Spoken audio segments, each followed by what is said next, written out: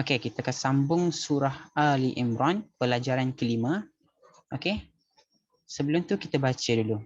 Okey. Saya tak bacalah, saya hanya sediakan record dan korang baca je. Okey, set. Okey. Sana. Okey, set.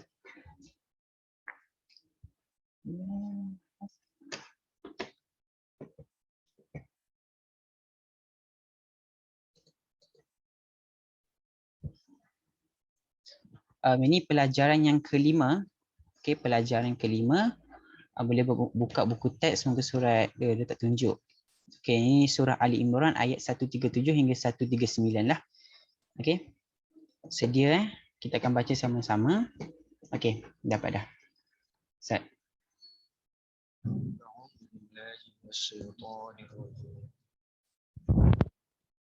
قد خلت من قبلكم سنن فسيروا في الأرض فانظروا كيف كان عاقبة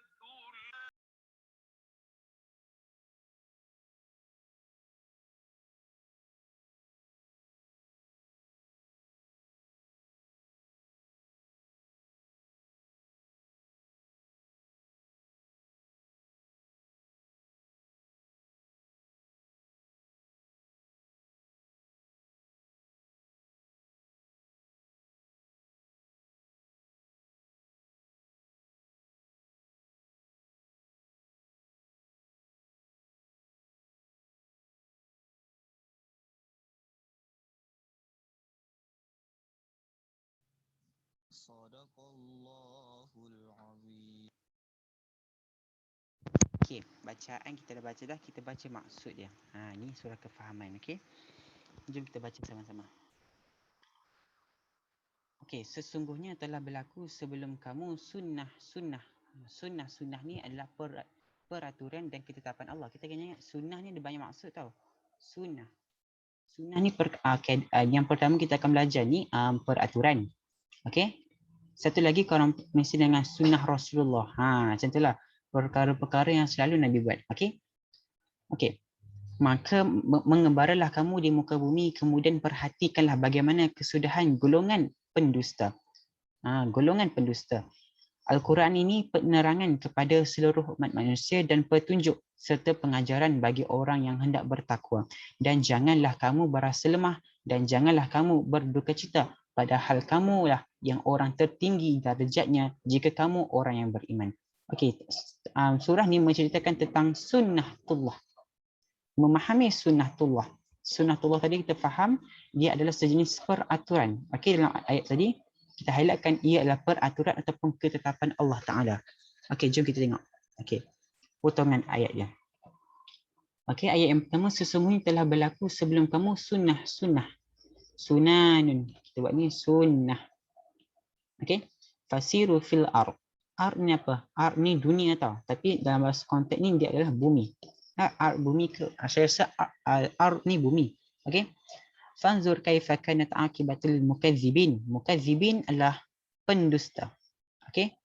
Saya buat macam ni sebab takut keluar soalan. Okey, yang jenis suaikan. Kalau suaikan senang. Tapi kalau tulis maksud itu mampulah senang. Mampu kan senang. Susah sikit lah. Okey. Okey. Hadza bayan linnas. Linnas kita faham tadi itu adalah manusia. Okey, manusia. Wa hudan wa mau'izatan lil muttaqin. Muttaqin, bertakwa, takwa, muttaqin. Okey, muttaqin. Wala tahinu wala tahzan. Dan janganlah kamu berasa lemah dan janganlah kamu berduka cita. Pernah dengar kan? Wala tahinu wala tahzan. Okey, lemah dan berduka cita.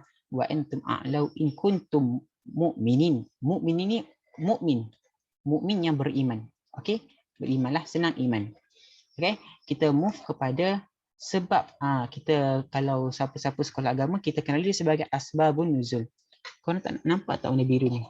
Okey, kalau korang tak faham terus tanya, jangan senyap macam asbab, tak nampak. Asbabul nuzul.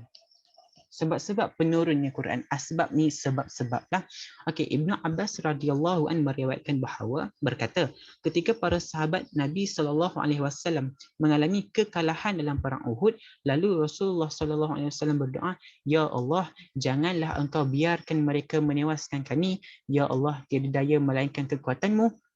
Ya Allah, tiada lagi yang akan menyembahmu kecuali kumpulan kami ini, maka bantulah kami." Lalu turunlah ayat ini. Itu sahaja sebab-sebab turunnya. Okey.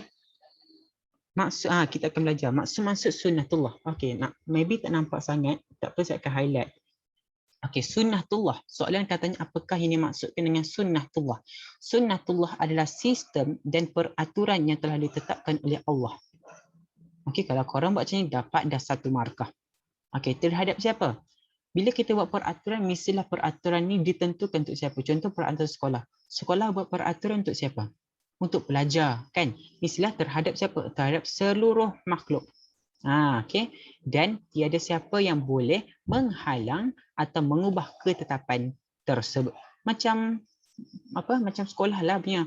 Kan? Bila korang dapat semarkah, dapat semarkah. Okey, biasanya soalan dapat 2 markah. Korang just pilih lah mana satu yang korang berkenan. Okey.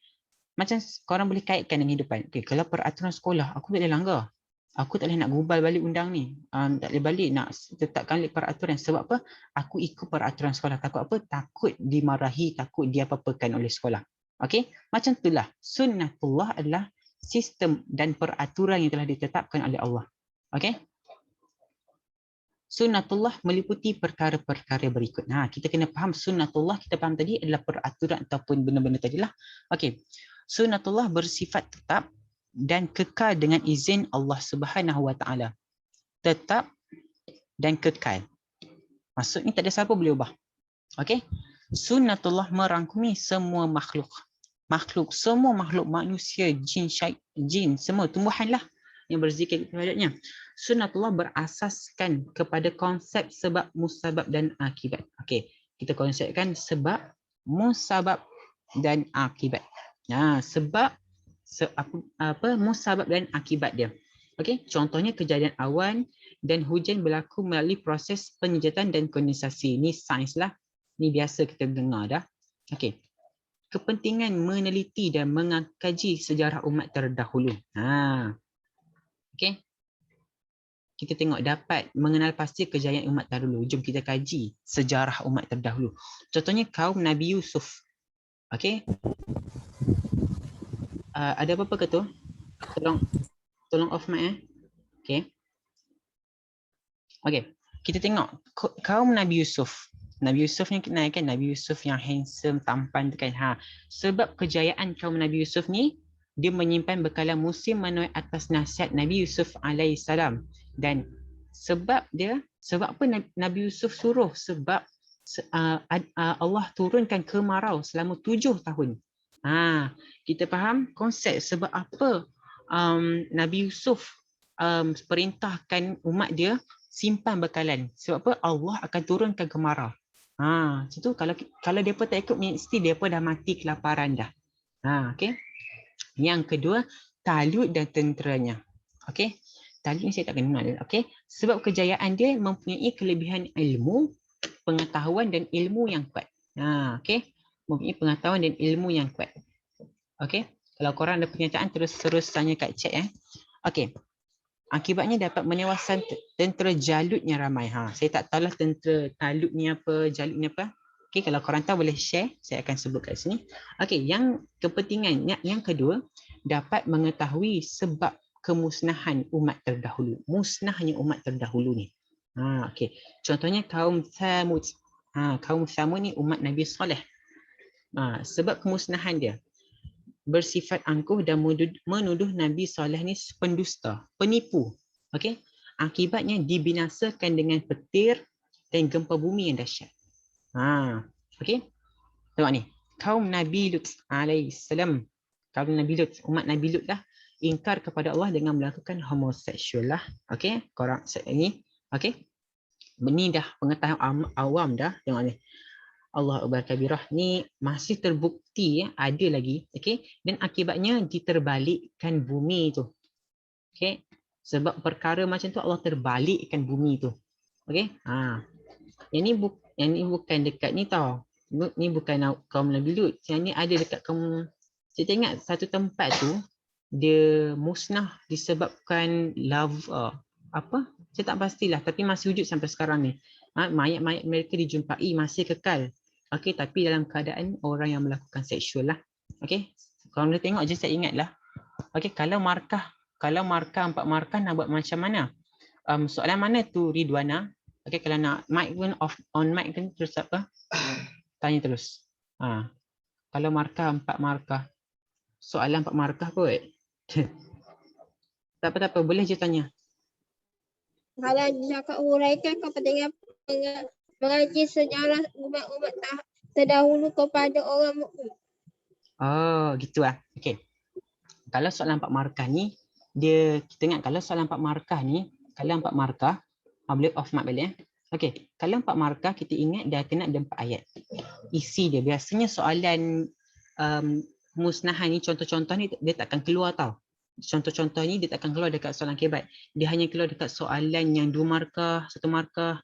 Contoh soalan katanya, senaraikan kaum-kaum umat terdahulu. Bukan kaum je, Ustaz. Bukan kaum. Apa? Maaf, saya tak faham. Boleh type kot, nanti saya baca je. Okey. Kepentingan Saya tak jelas lah. dia cakap uraikan kepentingan mengkaji sejarah umat-umat terdahulu kepada orang mukmin. Okey. Cakap lah. Okay. Sorry. Okey. Kalau soalan tu keluar, huraikan kepentingan lah. Bila soalan tu kata huraikan, sebab apa kita perlu mengkaji umat terdahulu? Sebab apa? Kita takut akan azab. Contoh kita kata takut ditimpa azab oleh Allah Subhanahu Wa Taala. Kita bagi huraian isi pula. Hal ini demikian kerana apabila kita mengkaji ataupun meneliti sejarah umat terdahulu, kita dapat mempelajari sejarah di sebalik perkara tertentu. Kita bagi ayat ketiga sebagai contohnya. Contoh nak bagi kaum apa? Senang ingat kalau Samud ni hampa tak ingat. Kalau Nabi Lut ni hampa ingat. Aku yakin kaum Lut, umat Nabi Lut dibinasakan dengan bumi diterbalikkan kerana ingkar kepada Allah dengan melakukan homoseksual. Dapat 3 markah dan huraian kita cakaplah kesimpulannya jangan ambil ayat soalan, fikir ayat soalan yang fikir ayat kesimpulan yang baharu. Okey, kalau kita ambil ayat kesimpulan, pemeriksa akan kata kita ni tak bijak mencari kesimpulan yang cantik. Okey, soalan macam tu baru faham. Sorry lambat sikit. Okey, kita tengok kepentingan yang ketiga. Dapat dijadikan iktibar dalam kehidupan dengan berpegang teguh pada akidah yang benar. Okey, ni pelbagai program lah. Ni kurikulum Ahli Sunnah wal Jamaah. Okey. Contohlah, contoh saya ambil satu. Kenal Mustafa Kemal Atatürk. Pengasas Turki moden. Okey. Ingat apa yang Allah binasakan itu. Sehingga bumi kita dengar, ada ustaz-ustaz dengar. Bila kita dengar dua benda berbeza, contoh daripada ustaz-ustaz, Allah tak terima, bumi tak terima jasad itu. Okay, berbau busuk. Tetapi bila ahli sains kata mayat itu masih dalam tanah, korang percaya yang mana? Saya lebih percaya kepada ustaz-ustaz sebab mereka lebih memahami. Kalau sekarang ni maybe ada penipuan sedikit tau.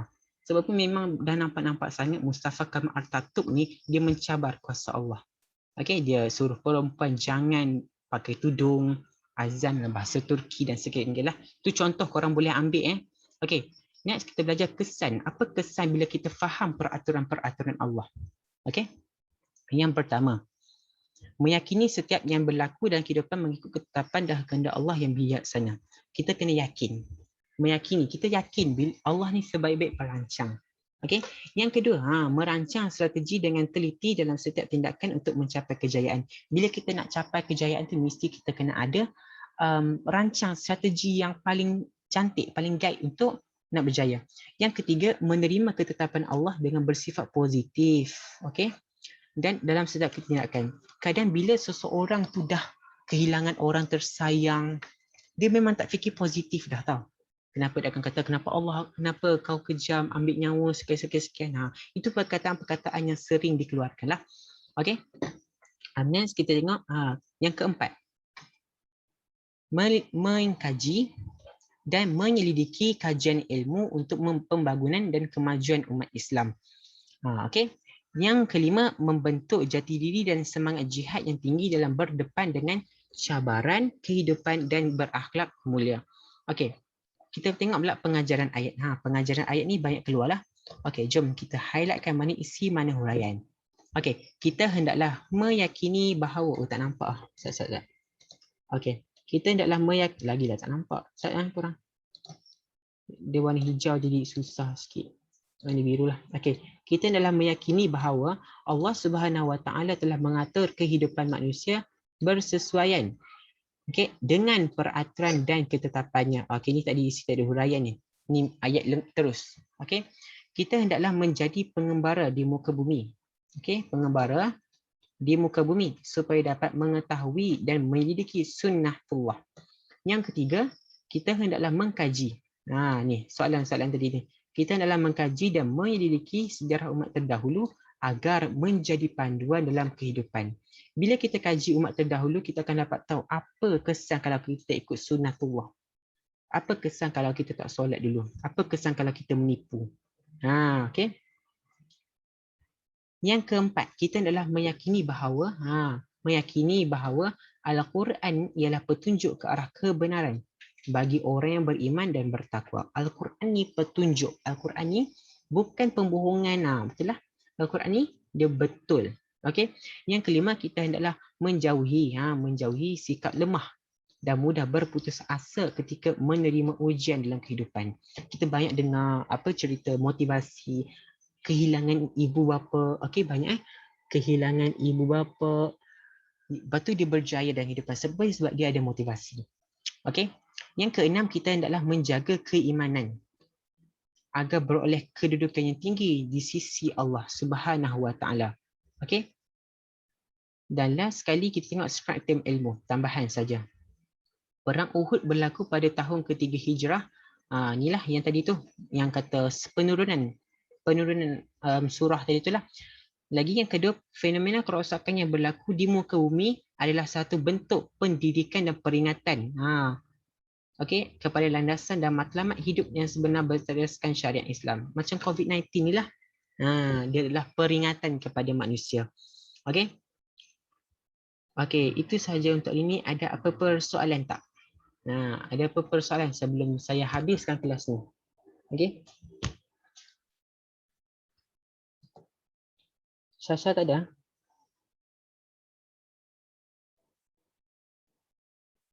Kalau tak ada, saya akan habiskan kelas pada hari ini. Okey, thank you guys sebab join. Okey, itu saja untuk saya. Itu saja daripada saya. Assalamualaikum warahmatullahi wabarakatuh.